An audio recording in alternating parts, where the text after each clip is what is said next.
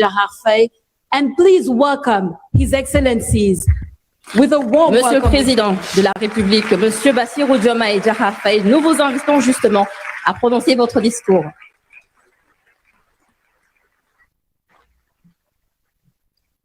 Merci beaucoup.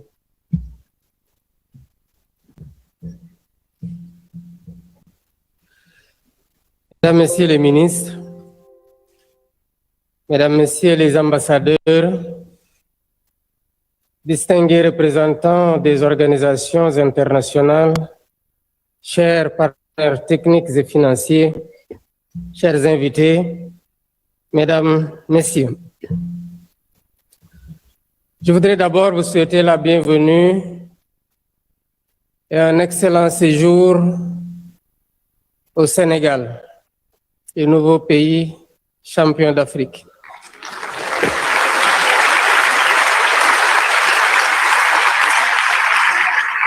Je voudrais par contre vous rassurer que les sourires et l'hospitalité avec laquelle vous êtes accueillis n'est pas lié à ce nouveau titre que nous savourons bien, mais c'est dans notre nature. Vous êtes au pays de la Teranga.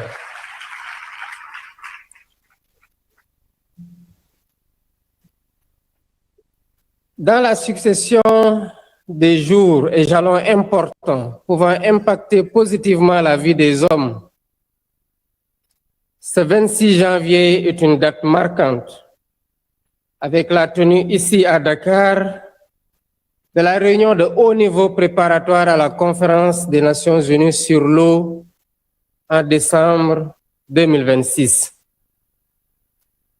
Votre présence à Dakar témoigne de l'importance politique que la communauté internationale accorde à l'eau et à l'assainissement. Non seulement comme enjeu sectoriel, mais également comme fondement essentiel de la dignité humaine, de la santé des populations et de la stabilité des sociétés, mais aussi de la prospérité partagée des nations. L'eau est en effet une ressource vitale pour l'homme et la nature. L'eau est indispensable au maintien de l'équilibre de la planète et à l'atteinte des objectifs de développement durable. Pour autant, nous le constatons tous, la crise de l'eau est une réalité mondiale. Selon les Nations Unies, 2,2 milliards de personnes n'ont toujours pas accès à une eau potable sûre et près de 3,5 milliards restent privés de services d'assainissement adéquats. Pendant que 4 milliards de personnes subissent une pénurie d'eau sévère au moins un mois par an. L'Afrique est particulièrement affectée par cette crise, avec 40% de la population qui n'a pas accès à l'eau potable et plus de 70% de manque de services d'assainissement de base. C'est une situation moralement inacceptable.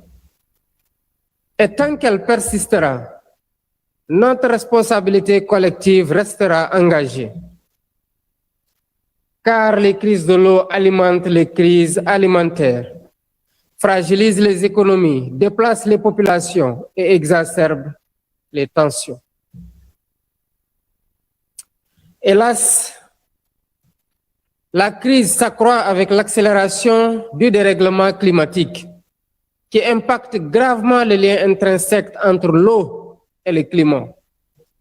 Étant établi que l'eau agit sur le climat, tout comme le climat détermine la disponibilité et la qualité des ressources en eau.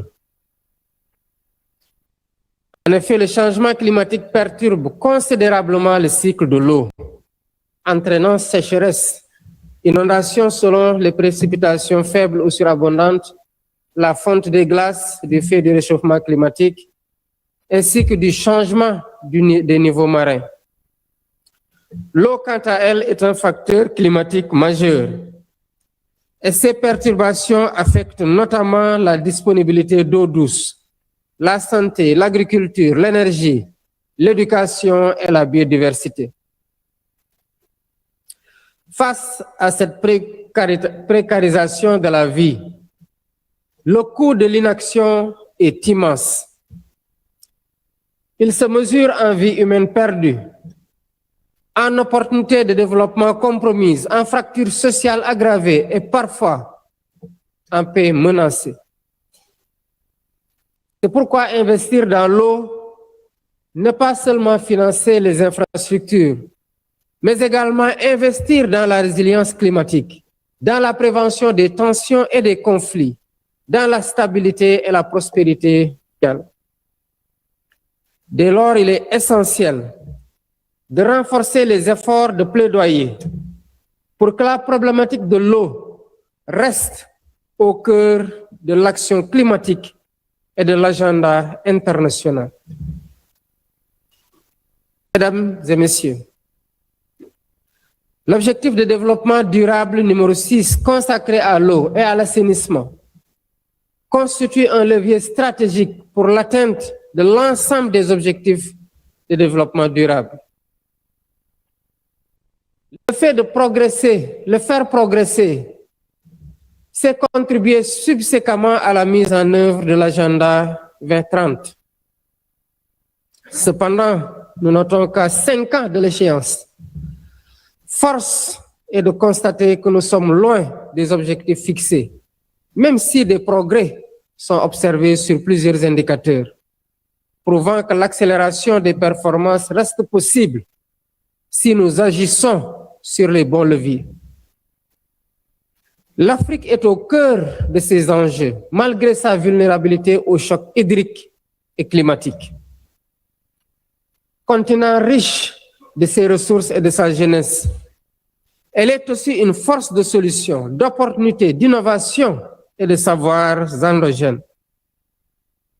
Je me réjouis à cet égard que l'Union africaine ait proclamé l'année 2026 année de l'eau en Afrique, en cohérence avec la prochaine adoption de la nouvelle vision africaine de l'eau, pilotée par le Conseil des ministres africains de l'eau, actuellement présidé par le Sénégal, champion d'Afrique.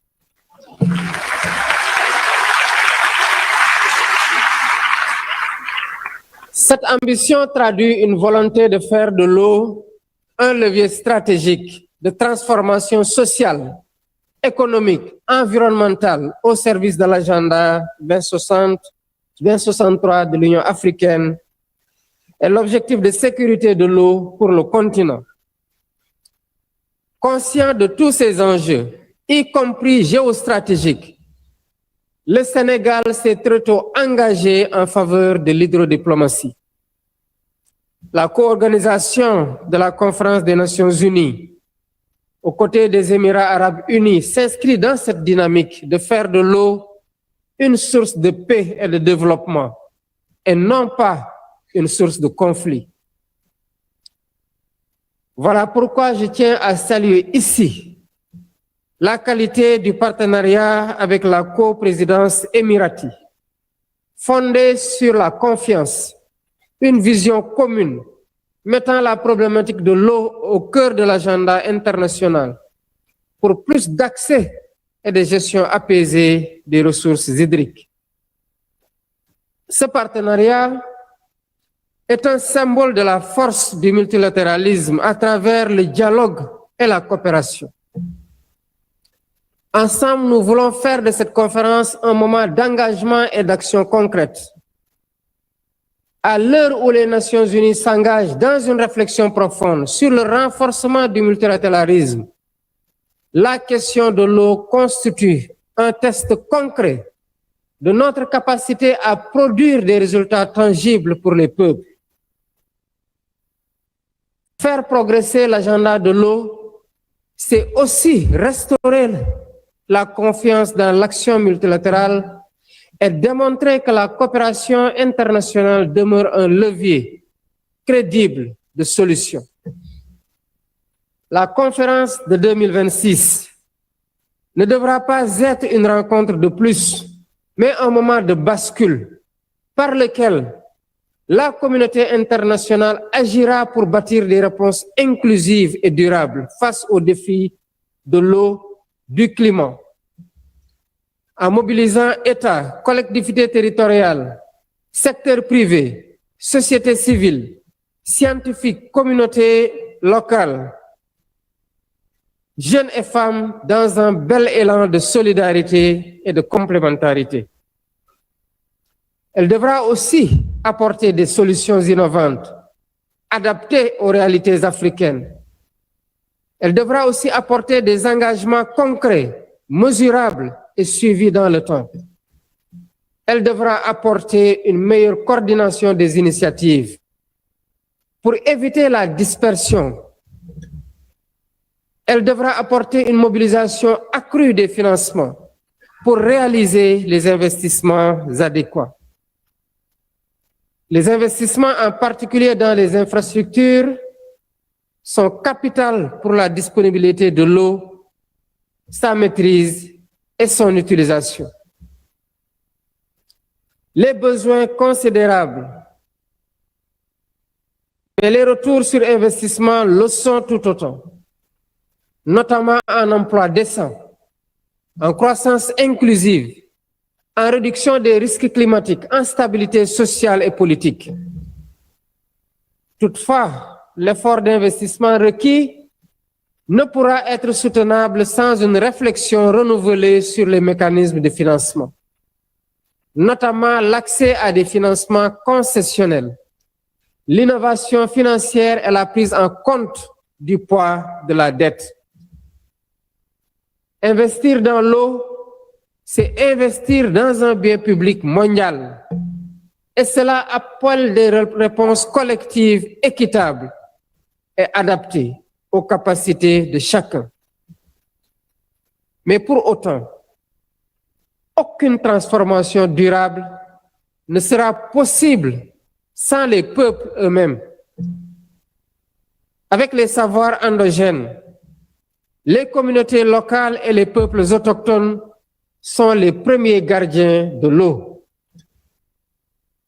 Leur connaissance fine des territoires, des cycles naturels et des équilibres écologiques est une richesse irremplaçable.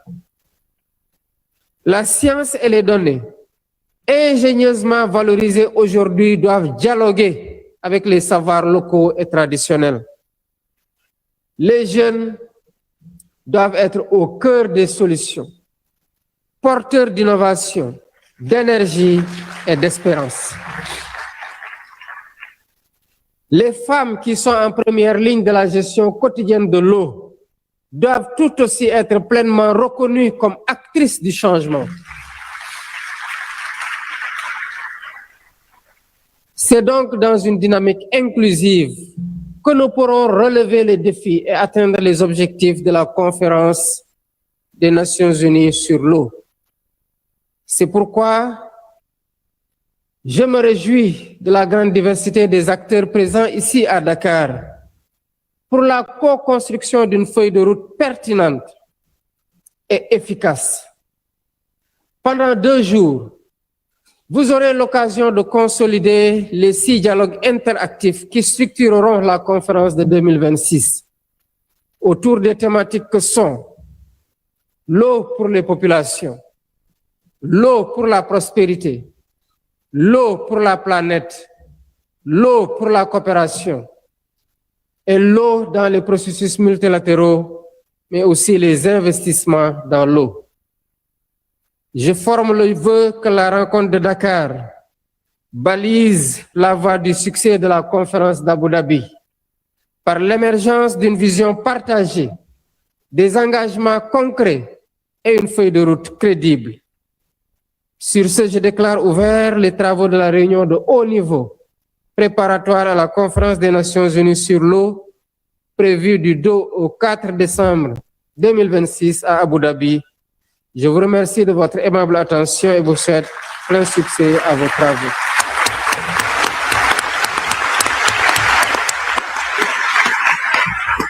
Merci beaucoup, Monsieur le Président de la République du Sénégal, Son Excellence, Monsieur Bassirou Diomaye Diakhar Faye.